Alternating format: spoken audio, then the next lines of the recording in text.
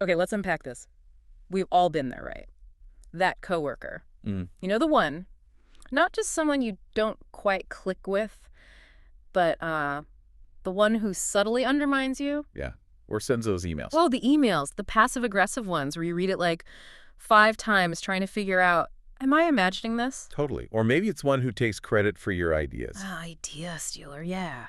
Or the complainer, the one who just brings everyone Or down. turns every meeting into, like, a debate club. Exactly, a battleground. Well, So if you're listening and nodding along, look, you are definitely not alone in this. And it's actually a bigger deal than just being annoying.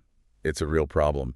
There's this Harvard Business School study. I saw that, yeah? It found toxic employees. Mm-hmm. They cost companies more than double what the top performers bring in. Wow, double. Yeah. And that's not just money, right? Mm. It's morale, it's time, it's your actual mental energy. It's this, like, hidden drain. That really puts it into perspective. So, okay, our mission today, this deep dive, is really about giving you some solid strategies. Practical stuff. Exactly. Pulled from the research, from our sources on how to handle these situations, Yeah. you know, without losing it, without risking your job or your sanity. Right. We want to get beyond just the surface level advice and really figure out how to make these tactics work for you. So first things first, what exactly is workplace toxicity? Because it's not just, like you said, not vibing with someone. No, exactly. Our sources are clear on this. It's a pattern, a consistent pattern of behavior that genuinely harms your well-being, messes with the team dynamic, and tanks productivity. It's sustained negativity, basically. Less personality clash, more actual negative impact over time. And the sources, they kind of break it down into different types, right? Different flavors of toxic coworkers. Recognizing these seems key. Absolutely. Knowing the type helps you understand maybe why they act that way. Like the backstabber. Yeah. Nice to your face, but But behind the scenes, it's all self-serving, often driven by, insecurity or just raw ambition. and the credit hog, the one who takes your ideas. Often that's about feeling inadequate, maybe, Mm-hmm. or needing constant validation. Mm, Slapping their name on your work makes them feel better, I guess. right. And then there's the drama magnet. Oh, the drama magnet. Thrives on chaos, pulls everyone in. It's often like a need for attention, or they just don't have good boundaries themselves. Mm-hmm. Creates instability for everyone. And the manipulator. Always twisting things. Yeah, the mind games. That's usually about control, isn't it? Or maybe deeper issues, but realizing it often stems from their stuff Mm. that can help you not take it so personally. Yeah, moving it from just difficult to seeing it as toxic because you see the pattern and the likely cause. Exactly. That understanding is the first step in dealing with it effectively. And it's so important to deal with it because the toll it takes, Mm. it's way bigger than we usually admit, isn't it? Oh, definitely. It's not just wasting time in the moment. It drains your thinking power, your energy. Mm-hmm. It chips away at your self-esteem. And it follows you home. You leave work, but you're still replaying that comment, that interaction. It hijacks your personal time, your peace of mind. That's how insidious it is. It just lingers. And that connects directly to burnout, right? The sources really emphasize this link. Hugely. Workplace stress is a massive driver of burnout in the U.S. And burnout isn't just being tired. It's that deep, chronic exhaustion, Yeah. emotional, physical. Cynicism creeps in. Right. Feeling ineffective, cynical. And it can show up physically, too, trouble sleeping, headaches, you name it. And toxic environments just pour fuel on that fire. Absolutely. They accelerate that whole process. Mm-hmm. So managing these toxic dynamics, it's not optional. It's genuinely crucial for your health, both mental and physical. Okay, so that's the why. Let's get into the what. What can you actually do? Right. The strategies. The first one sounds simple, but it's often the hardest. Stay calm and professional. Easier said than done, for sure. Totally. It's not about bottling up feelings, but managing your response. The advice is basically, don't get sucked into their emotional level. Don't mirror them. And part of that is documenting. Keeping track of what they actually say or do, and then responding factually. Short, factual statements. Can you give an example of that? Like that fact-based reset? Sure. So let's say the toxic coworker says, you always turn your reports in late. Your gut reaction might be defensiveness. Right. Yeah. No, I don't. Right. But the factual pivot is calmer. Something like, actually, the last 3 reports were submitted on time. Happy to review the deadlines together if that helps. Ah, okay. So it's calm, it's factual, and it kind of puts the ball back in their court based on reality. Exactly. It disarms them, forces them back to facts, or shows their claim has no basis. Okay, that makes sense. Building on that, the next strategy is about boundaries, setting them and enforcing them. Crucial. Because toxic people often push boundaries, right?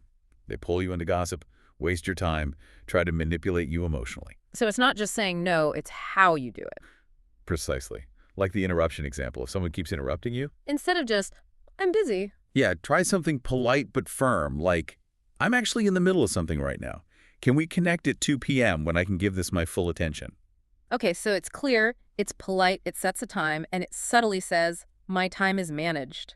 Exactly. It establishes the boundary without necessarily starting a fight. This next one is tough, though. Don't take it personally. Oh, it's so hard. Mm, Because it feels personal. They're directing it at you. right.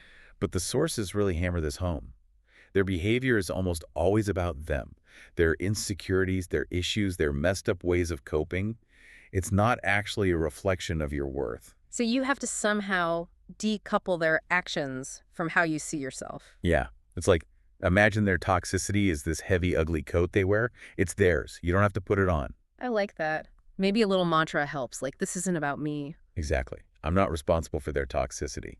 Saying that to yourself can be really powerful, actually. And toxicity often works best when you feel alone, right? So building a support network is another key strategy. Definitely. Don't try to handle it in isolation. Yeah. Find your allies at work. People who share your values, maybe? Yeah, people you trust. You can vent a bit, sure. But more importantly, you can share strategies, sanity check things, maybe even back each other up if needed. Like treating your own little safe zone. Yeah, like an internal firewall against all that negativity. It provides resilience. Which leads perfectly into the next big one, documenting everything. Yes.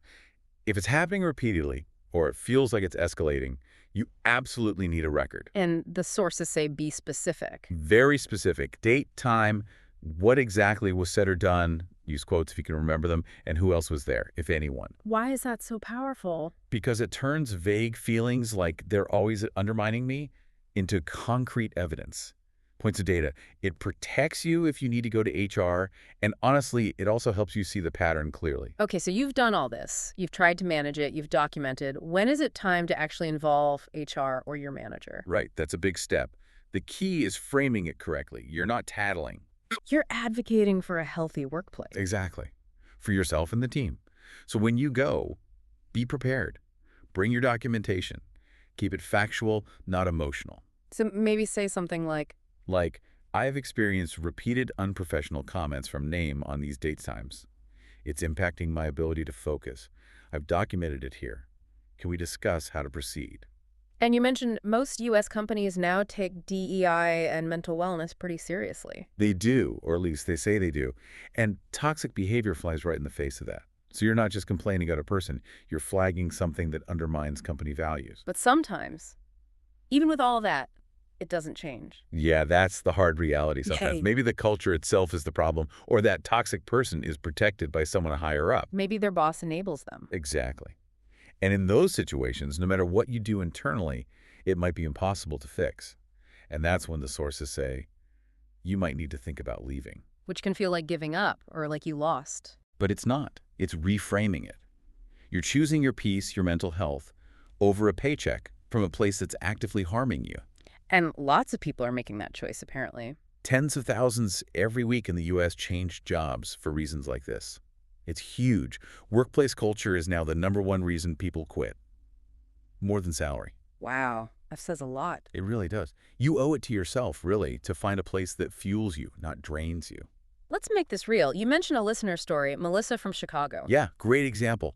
Melissa worked in marketing, had a teammate who would just constantly copy her ideas, present them as their own. Oh, that's infuriating. Totally. And at first, Melissa did that thing we talked about. She doubted herself.